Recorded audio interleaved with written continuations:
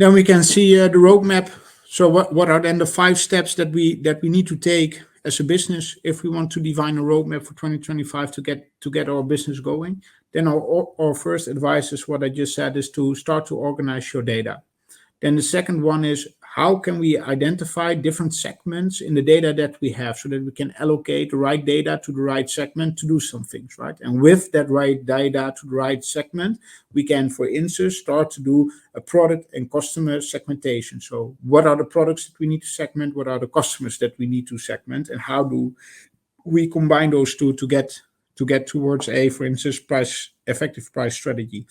So knowing your customer segments, knowing the products that are bought in that specific segment, and which products are then really popular and where they are price sensitive, so they are really aware of how a price point is perceived by the market, and the products where we see that they are not so sensitive across the price because they are not that price conscious on that specific price product, really helps you to make a distribution of your margin mix.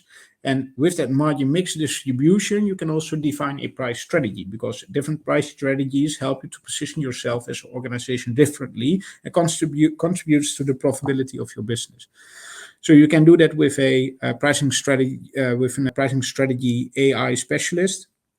So the specialist can help you to say, like, okay, these are the price strategies that you can choose from based on this specific product, on this specific customer segment with this specific data set. I advise you to do, for instance, price elasticity with a utility to optimize for the margin. That can be a strategy that can be advised by the pricing agent, and then the final step is then to deploy that into your pricing tooling, and then you can just monitor results, and that's the 5th step. So continuously optimize your results by the AI and the machine learning output. So once you have the results in, analyze it, make sure that you understand what the data represents, and if that's still in the right economical cycle, and then do a revisit of that, and then optimize, of course, your price points, so with that profitability on revenue side or margin side of your organization.